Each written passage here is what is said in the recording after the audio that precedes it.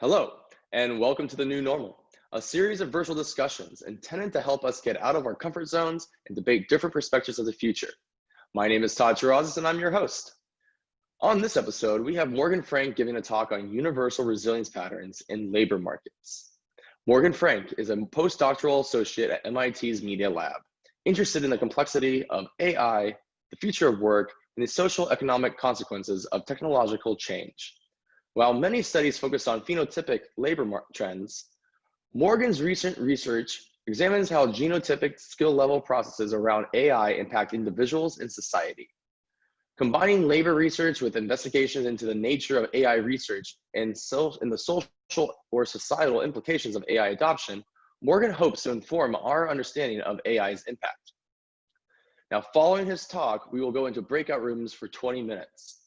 Afterwards, we'll return to this main room for an open discussion.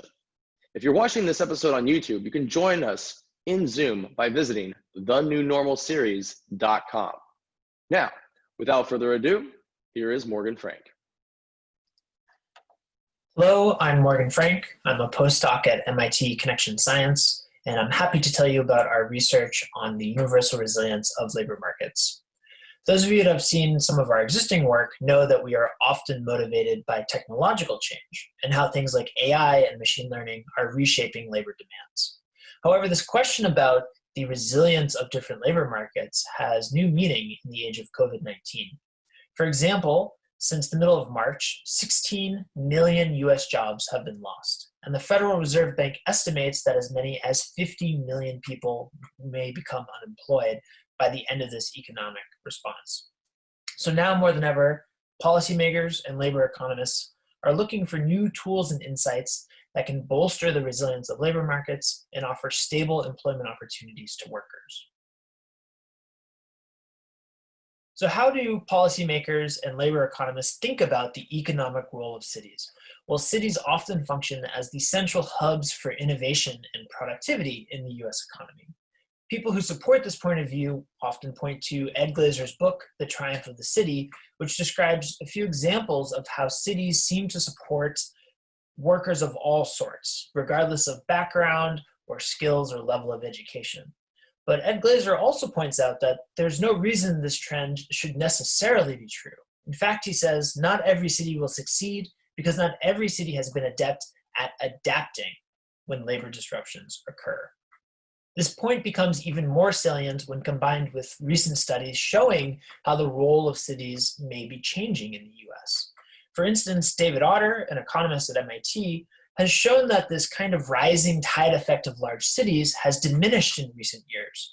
And now, more recently, large cities seem to support only the most highly skilled and most highly educated workers, while support for middle-skilled jobs and the middle class in cities has been diminishing. From our own research, we've found that technological change may be a factor in these trends as small cities face greater impact from automation in the foreseeable future. These studies, combined with others, force us to rethink labor in the US and to seek new sources of insights into what make labor markets resilient. In particular, we believe that looking at how skills and abilities get bundled together and thereby impact workers' career mobility can offer insights into which urban labor markets are more or less economically resilient.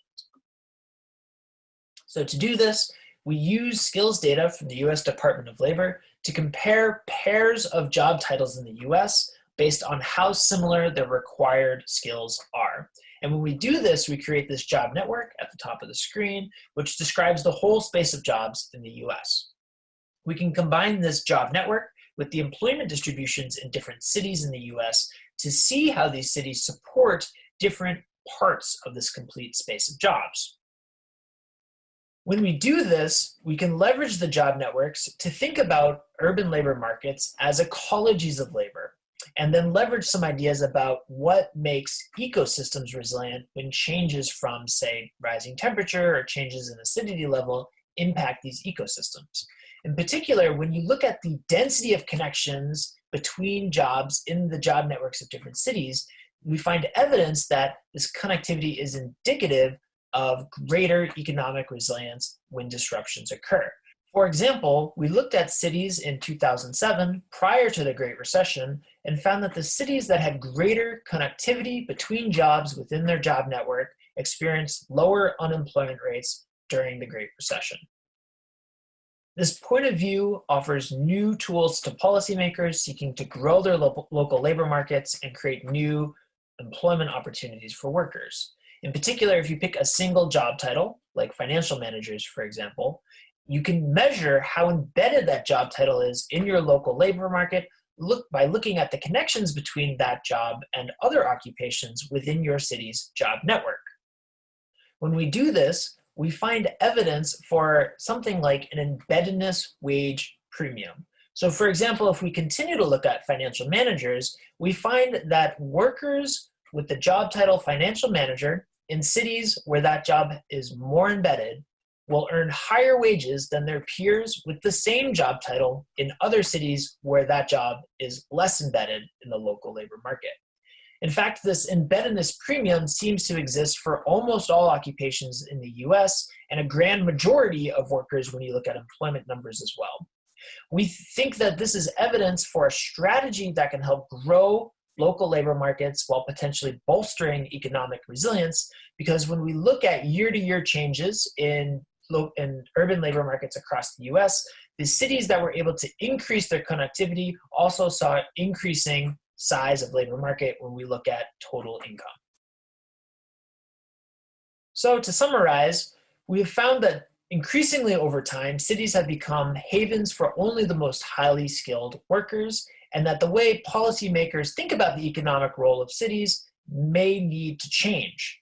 By augmenting existing labor theory with empirical data reflecting skill matching and the overlap of skills between different occupations in different cities, we offer a new perspective on the job connectivity underlying urban labor markets.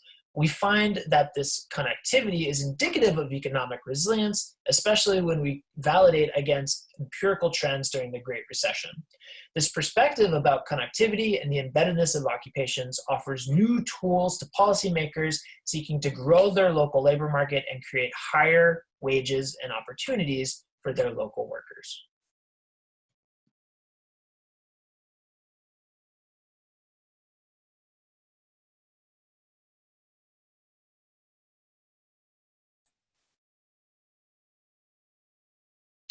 Hey, so thanks for watching the video, guys. I wanted to take this opportunity to share how we're using this framework for studying skills and job networks in different cities to talk about the COVID response more directly. So here, I mentioned some numbers at the beginning of the video. I recorded the video at the end of March, I think, so early April. And certainly the situation has continued to evolve since then. So here I'm looking at unemployment data for US cities as recently as the end of April. So we get a couple more months of insights. And you can see using this plot in the top left here, each line represents a different US city, and we're just tracking the unemployment rate as a percentage in each city over the last few years.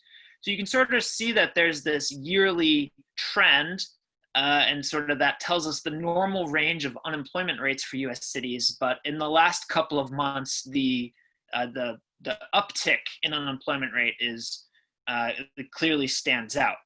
So here, when we take some of the tools described in the video, like if we look at the regression table in the top right here, basically what this statistical result is telling us is that the measure I described in the video about the strength of connections between jobs in different cities' job networks, again, predicts more resilient cities in the US, that is, cities that have a more densely connected labor market are experiencing lower unemployment rates than other cities.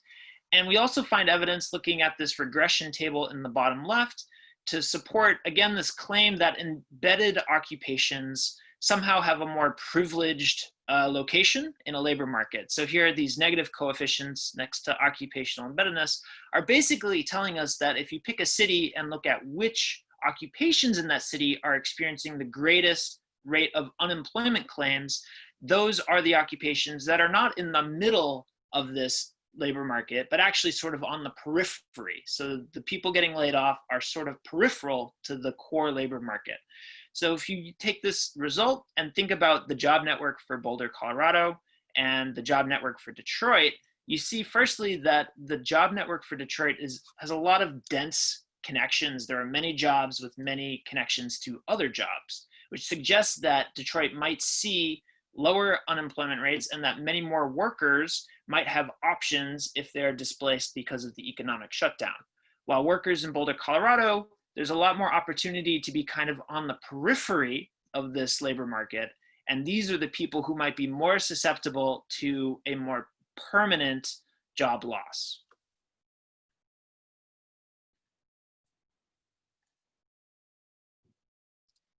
So now we're going to go into breakout rooms. And hey, Jeff. Hey, Todd. Let's see if everyone came back. How was your breakout? That's good. The sessions seem like they're getting faster. Are they? The same amount of Still time? 20 minutes. Yeah, it's still 20 minutes. Is the session up front also still about the same amount of time? Yeah, it's around 10 minutes. So let's see if everyone's joining back in. Yep. Cool. So yeah, if anyone has anything they'd like to discuss, any open questions, we've got Morgan here.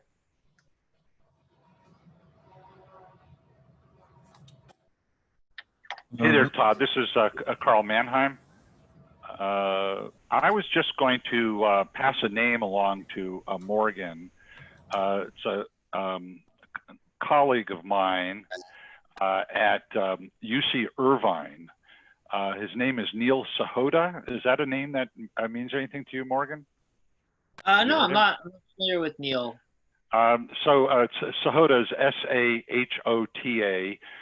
He was one of the folks behind IBM's Watson many, many years ago, and he's now teaching at UCI. And the reason I mention him is that one of his areas of interest AI is going to be one of the biggest changes in our lives, both.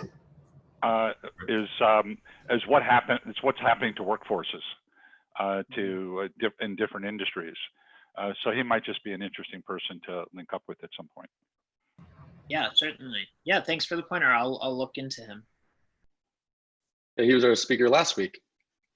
Yes, he was. That's right. I met Neil at a AI conference in Seoul, Tokyo, about 4 years ago, and he's come to talk to my class a couple of times. He's a really good guy. Right.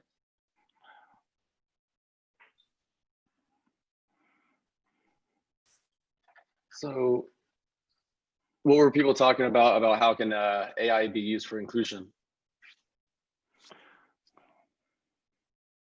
Different group of people here. Reed, were you in one of the breakouts?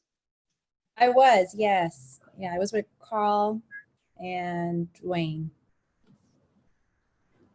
So we ended up just discussing about AI and kind of in general and how it's affected, the economy, how it affects, issues moving forward. And we really need, like, self-regulation doesn't work. We need like thoughtful involvement of diverse groups addressing social, ethical, political, legal implications to kind of have this adopted on a wide scale basis in a way that makes sense. And then we were discussing deep fakes as an issue among that as well.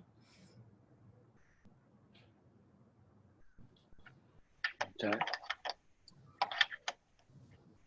What was I going to ask? Morgan, I guess, how do you see, like, with everything going on right now, like when things kind of go back to where we can go back to work, say people have, their brick and mortar offices, like how is, I guess, AI going to really be impacting like the real workforce? Like with everyone already, how are new jobs, I guess, being created? Like in your perspective, like what do you think is going to happen first? Sure. Yeah, so I think that we are potentially at a transition point where it's not clear to me the role that AI will play in shaping the labor recovery. So I think this disruption has caused everybody to look at the work that they're doing and say, well, what among my workplace tasks could I really be doing from home and could I be doing virtually? And we're I feel like many people are at the stage right now where we're sort of swinging back and sort of realizing how much we don't like Zoom calls and how there are some things that are really much better in person. But the things that we remain confident can be done virtually, these are new areas for digital goods and services to move in and perhaps automate some of those tasks and those types of interactions. And so therefore, this is a place where the right AI system could be very impactful and really reshape the way that work is done in that area. Okay. What else was I going to say? I had something else. So Morgan, would one of those areas of providing goods and services virtually be law? And I know that, we've been experimenting over the last few weeks with conducting virtual trials. I don't think we've had any, they've all been bench trials, but the courts are beginning to reopen. So do you think that this is something that could impact, I don't know if you've thought about this, but impact the delivery of legal services or even judicial services in the long term? Yeah, I haven't thought about this in particular, but certainly there's lots of discussion about how the digitization of the legal system could happen soon. And I think that, yeah, the legal system is starting to open up, but you've also seen a lot of areas where we've been forced to play with digital interactions in the legal space. For example, the Supreme Court was holding hearings over Zoom calls. And I'm sure parts of that worked and parts of that did not work so well. There's a lot of people who think that we can automate things like information retrieval in the legal space and also automate sort of whole legal processes that are very regulated. So for example, doing certain types of form filing and filling those out automatically. And that could create like new, more efficient legal services. But from the lawyers I've talked to in this discussion, they offer a really interesting alternative view, which is that they're not sure how to train the new legal assistants or the new lawyers in their firms, because the type of exposure and the type of experiences that the more senior people had when they themselves were junior no longer apply. So things like building narratives and doing the information retrieval required to build those narratives, you can now do that much more easily with NLP and databasing software. So this is sort of an interesting place where maybe we're starting to see that we won't need as many lawyers in the future, but we're certainly seeing that the pathway to becoming a senior lawyer has to change. Yeah, I mean, yeah, this is an area that I focused on, and you're absolutely right. I mean, part of the burden is going to fall on the law schools to start ramping up their training of new lawyers. I mean, there are people like Richard Susskind out of, I think, Oxford, who's written about the future of lawyers. Yeah, so there's a lot of thinking going on about this. Personally, I think litigation is going to change because we're going to wind up with prediction algorithms that, much like airline pricing algorithms, where all sides come to agreement just based on their algorithm as to what the likely outcomes are. And as a result, you don't waste time and money going to court. So I think a lot of that will change, but as Margarita and I were just discussing, some of the high level work that lawyers do is going to get even more intense and a greater need, as you're saying, for trained lawyers. Yeah, I mean, a couple things. Like one, this has actually made the courts kind of adopt tech faster. So that's actually something they're very, like we just had e-filing go into LA Superior last like winter, but now they're being forced, and they've now set up I'm president of the Santa Monica Bar Association. So I get updates from them about what they're doing right now to reopen. And they've created a new system to actually do virtual hearings. So that's something that would otherwise probably have not happened for another like decade or more, but has now been, is happening. And then they're working on how to figure out how to do trials. Trials are off until September for now, while they try to figure that out. But I know some courts in other parts of the country have already done virtual trials. You know, we've had depositions being done in Zoom. So it's kind of forcing innovation in a lot of these industries that have traditionally been kind of resistant to adopting tech. And a lot of them are, you know, government entities too, which are also, you know, traditionally, again, resistant to adoption of tech. So this is forcing that adoption. And, you know, I don't even know why did we not have the opportunity, besides just from the government's resistance to it, to do virtual hearings. There's no reason to drive, you know, all the way downtown, sit in traffic for hours. Client has to pay for that time just to appear for like, you know, a 10-minute hearing.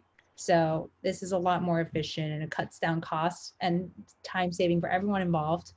And then I think route tasks are already kind of being automated, you know, like docketing, things like that.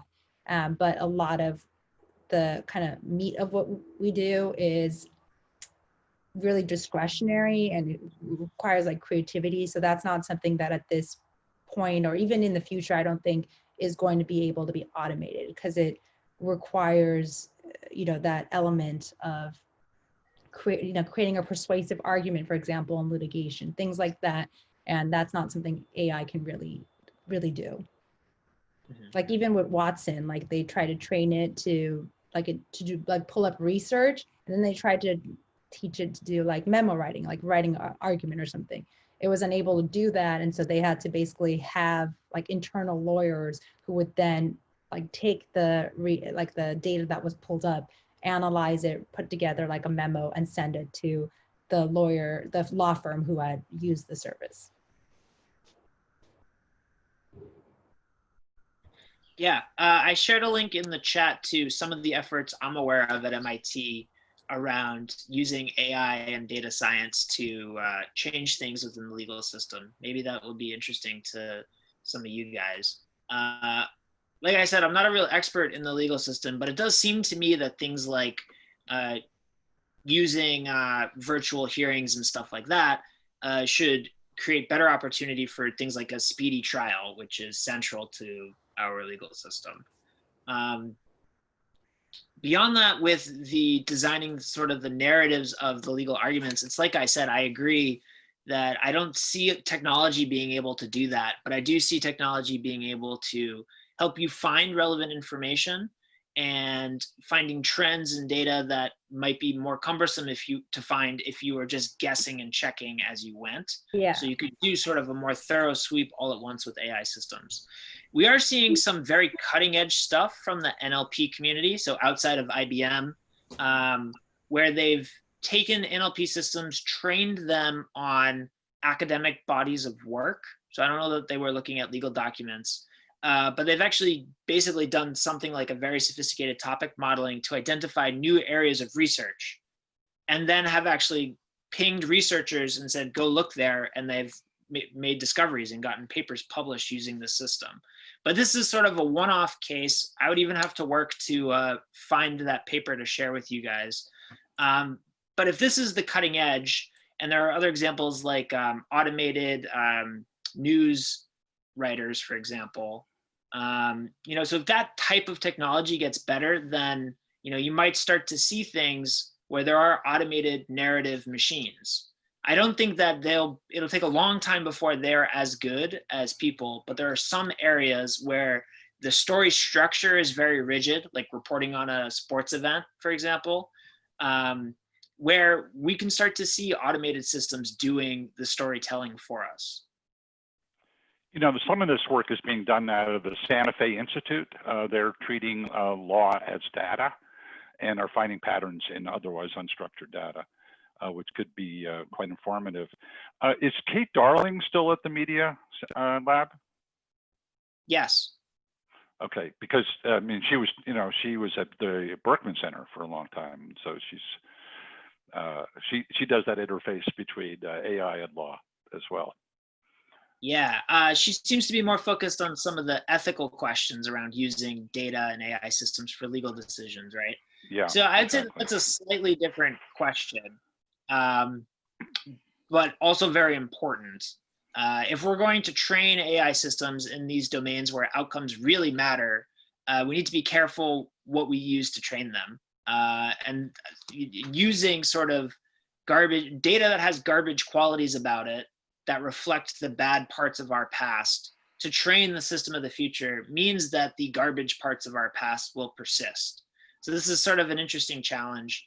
The latest version I've seen of this issue actually comes from Microsoft. They actually canceled all of their efforts to develop facial recognition services and canceled a bunch of contracts with government and law enforcement agencies that were hoping to use those tools because they didn't like that the tools could be used against protesters, for example. But the other big reason was they found they couldn't find ways to work around biases in the data sets used to train these tools. So this is a very big issue in certain areas, and people like Kate Darling are doing really important work to help address those and give us tools to identify when we might be in one of those scenarios. It's certainly a problem in the legal area where courts are increasingly resorting to algorithmic decision making, such as in sentencing or bail determinations. You have run into the same problem with biased training data and source data. Yeah, I think it's because the criminal justice system itself is biased. So when you have a biased data and you're putting it in AI, the problem is you now have kind of, and a government adopts it, you basically have government enforcement of discriminatory acts, things like that. So you can't have that. Mm-hmm. Yeah, I think in this domain, the sort of supervised machine learning algorithms that are most popular right now are not the right tool. But this other type of machine learning that's a bit more nascent called reinforcement learning will be the tool to apply. So reinforcement learning basically makes decisions on the fly and takes real-time input to factor into its decision in the future. So, if you see that one of these systems, these reinforcement learning systems, is making decisions that appear to be biased in a certain way, you can start to penalize it for making certain biases, and it'll learn to combat its own bias over time, perhaps better than people can. The one issue with that body of literature is it's still not easy to interpret those learning algorithms, just as it's very difficult to interpret many of the popular supervised machine learning algorithms today. And that's really what you would want if you're in a legal scenario and you want to understand why a decision was reached. And I think that's the type of transparency that we're probably a few years away from, at least. DARPA has a XAI project trying to figure out how to look inside the black box for the rationale or the reasoning behind certain decisions, at least as applied to autonomous fighters, autonomous warriors. Interesting. The fellow at DARPA who's working on that is David Gunning, his name is. And so there's a lot of money in the XAI project out of DARPA. Cool. Thanks for sharing.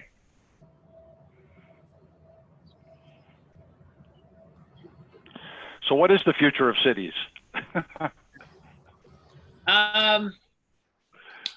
Well, I think cities aren't going anywhere because we know that cities, or at least just having people densely packed in with one another, leads to greater rates of innovation. You can measure this all sorts of different ways. One way is to just look at patents per capita in densely populated areas compared to non-densely populated areas. And the trend is very clear. There's all sorts of theory about why just having people randomly bump into each other more often might create more novel ideas. But it's hard to show concretely that that's indeed what's going on. But because this seems to be one of sort of the laws of innovation, then I think cities are going to persist. However, you can imagine disruptions large enough to make cities less appealing. So if everything continues to be sort of digital and work from home, for example, there's a point where people won't want to pay higher housing costs to live in LA or to live in Boston when they would have the same exact interaction with their peers if they lived in the middle of Montana, where housing's cheaper, so long as there's good internet.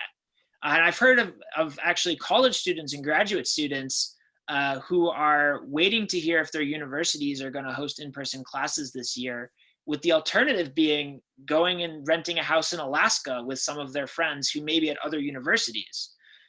Just go someplace that's fun and outdoorsy where you could be away from people and still have access to the same interaction with peers or the same educational interaction that you would have gotten if you stayed at your expensive place in a city.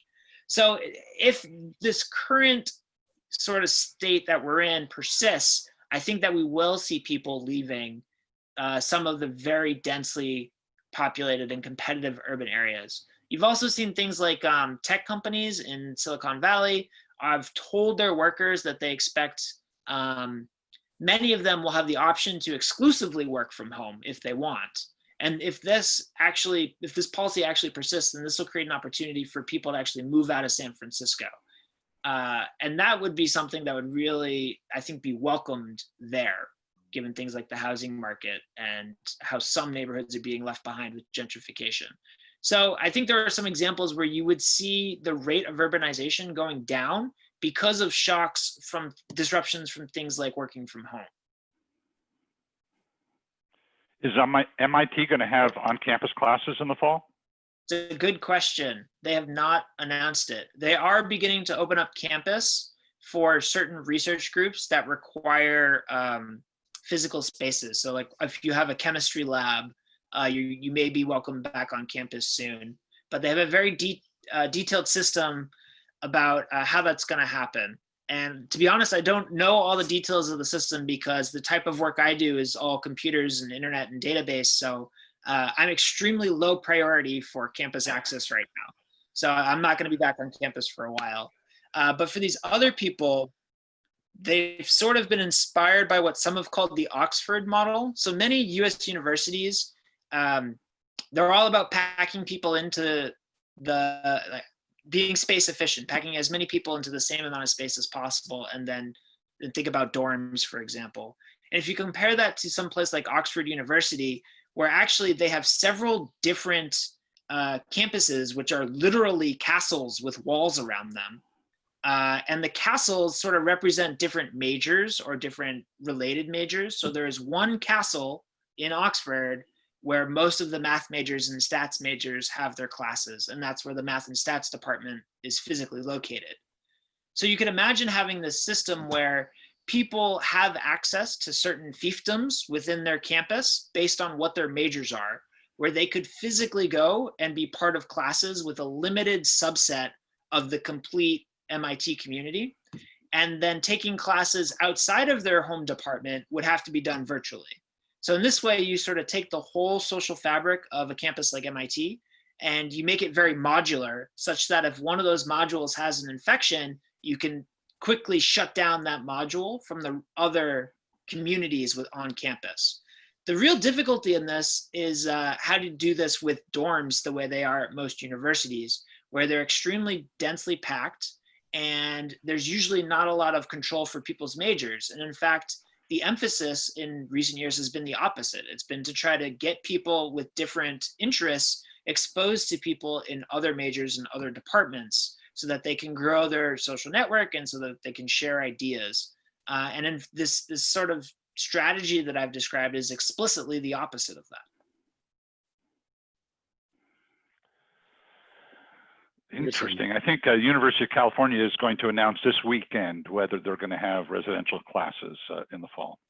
The Cal State University system has already decided that everything will be online in the fall.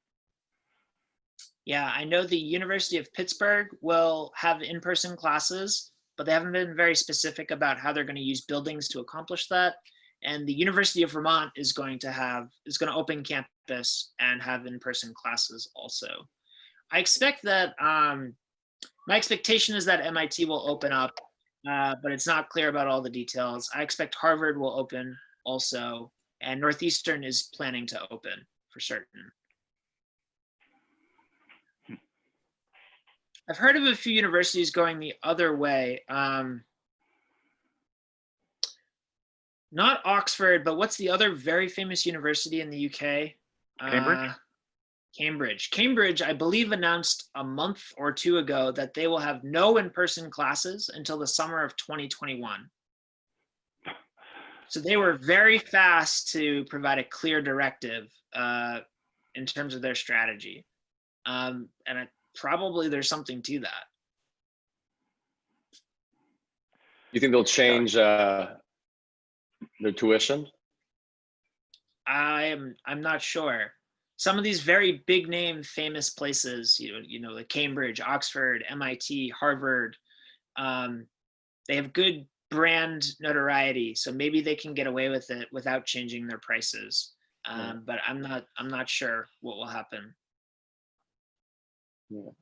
Yeah, just like what Dwayne was saying in the chat, it's interesting, like Facebook is saying how if you are going to be moving out of the Bay Area, you would have a decrease in pay.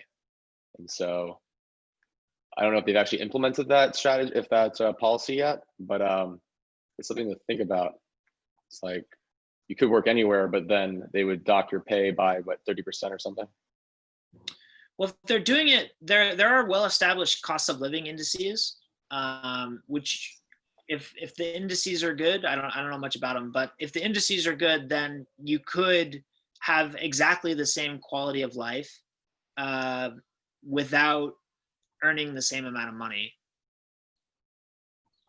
And that's totally plausible. And I know this because universities use this all the time when they make offers to faculty. So I'm sort of at the stage where I'm thinking about faculty positions. And so this is something I've paid attention to. If you get a faculty position in Pennsylvania, like at Pittsburgh, the cost of living in Pittsburgh is so much lower. You would need to earn, in general, something like 50% more to have the same quality of life you have in Pittsburgh on some salary. You need to earn 50% more to have the same quality of life living in Boston. So if you're living in Pittsburgh and making $100,000 a year, you have some quality of life. And to maintain that quality of life, if you move to Boston, you would have to make $150,000 instead. What if you moved to California and Los Angeles? Yeah, I'm pretty sure it's similar from Pittsburgh to LA. It's probably something similar, but you can look this up for any pair of cities in the US, actually. But won't it inherently start changing as this becomes more normal? Like it almost Sorry. So there's a cost of living adjustment, right? I think it's called the COLA. Or if I live in this city and I want to move to that city, then it's just a multiplier, right? But isn't that going to change as people start now being able to move around more freely or work for the company remotely? Perhaps, yeah, perhaps The it'll value change. is going to change, yeah. Well, Yeah, you would expect the cost of living to start equalizing, Right. as people can do more and more online. But that doesn't happen overnight. It'll take a while. Yeah, and I don't think that our ability to work entirely remotely I don't think that it's absolute. I think there's some innovativeness that's lost when you're working remotely. I don't have much data to show for that just yet, but there are people looking into this. And so if that's true, then that's one force that would prevent sort of just this dispersion to completely uniform population across the US. Interesting. Well, if there's anything else, anyone else has a burning desire to say, I'd really like to thank you again, Morgan Frank, for spending your time with us this afternoon.